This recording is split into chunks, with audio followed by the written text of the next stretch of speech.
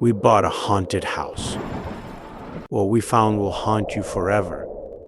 Maggie and Ryan, a young couple eager to start their new life together,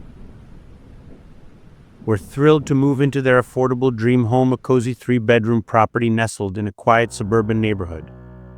The house, though quaint, bore the marks of its aged wooden floors that groaned with every step, and a peculiar guest room at the end of a dim corridor. The room's window faced the untamed backyard, and its light seemed perpetually muted. "This place will be perfect once we settle in," Ryan said, balancing a takeout bag as he admired the space. "I'm going to make that backyard a paradise. Just imagine our summer parties." Maggie gave a small smile but glanced uneasily down the hall. "It's nice, but doesn't the guest room feel a little off to you? It's so cold back there." Ryan chuckled, brushing off her comment. "It's an old house, Mags. Probably just needs the HVAC checked. Don't worry about it." That evening, as Maggie unpacked, a chill crept over her every time she neared the guest room. A faint odor, sulfuric and sharp, seemed to waft from its direction, disappearing almost as quickly as it appeared. She tried to shrug it off, convincing herself it was nothing more than her imagination. But later, lying in bed, her unease returned. A soft creak echoed from the hallway outside their room, rhythmic and deliberate, like someone walking. Maggie sat up, holding her breath. "Ryan," she whispered, nudging him awake. "What is it?" he groaned, his voice thick with sleep. "Do you hear that?" Ryan listened for a moment, then shook his head. "It's probably the floor settling. Go to sleep." Reluctantly, Maggie lay back down, but she couldn't shake the feeling that she wasn't alone. Her dreams that night was riddled with dark corners and whispers, voices she couldn't understand calling her name. Ryan's long hours at work left Maggie alone in the house most evenings, giving her plenty of time to notice the peculiarities. Strange noises echoed through the halls, the sound of footsteps pacing in the guest room, light tapping that ceased the moment she approached, and faint laughter that seemed to come from nowhere and everywhere at once. Curiosity overcame fear one night, and Maggie ventured into the guest room. The moment she crossed the threshold, the air thickened, pressing against her chest. Shadows gathered in the corners, unnaturally dense, as though they were alive.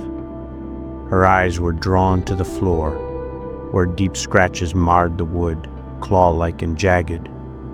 A shiver ran down her spine when she saw the faint outline of a handprint on the dust-coated mirror. Panicked, Maggie fled the room and decided to research the house's past. What she discovered only deepened her dread. The property once belonged to Edward Harrington, a recluse with a reputation for dabbling in the occult. Decades ago, he was found dead, collapsed in the guest room under bizarre circumstances. His death was ruled as asphyxiation, but no definitive cause was ever uncovered. When Maggie shared her findings with Ryan, he was skeptical. "You think a death from 50 years ago is connected to a few noises in a cold room? Mags, you're letting your imagination run wild." "What about the scratches on the floor? Or the smell? Or that shadow I saw in the hallway?" she countered. Ryan sighed, softening. "Look, let's call someone. A priest, maybe. Or one of those paranormal investigators, whatever it takes to give you peace of mind." They reached out to Lydia Carter, a local investigator with experience in clearing haunted homes. The moment Lydia entered the guest room, her demeanor changed. She warned them of a dark presence lingering there, an energy she believed was tied to Harrington's death. "This isn't just his spirit," Lydia explained gravely.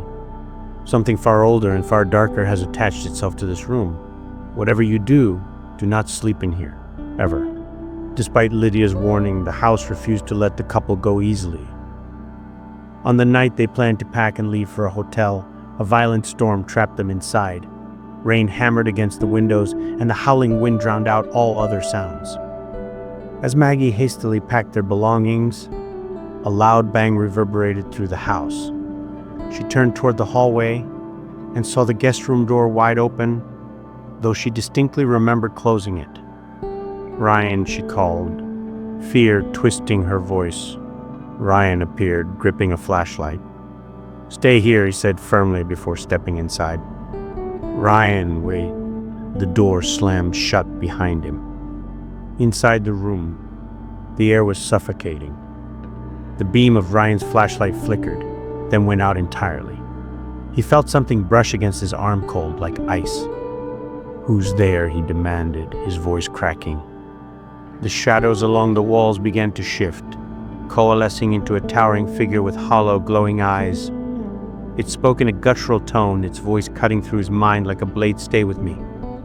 Ryan burst out of the room moments later, his face pale and drenched in sweat. "We're leaving," Maggie said, grabbing his arm as they fled to the car without looking back.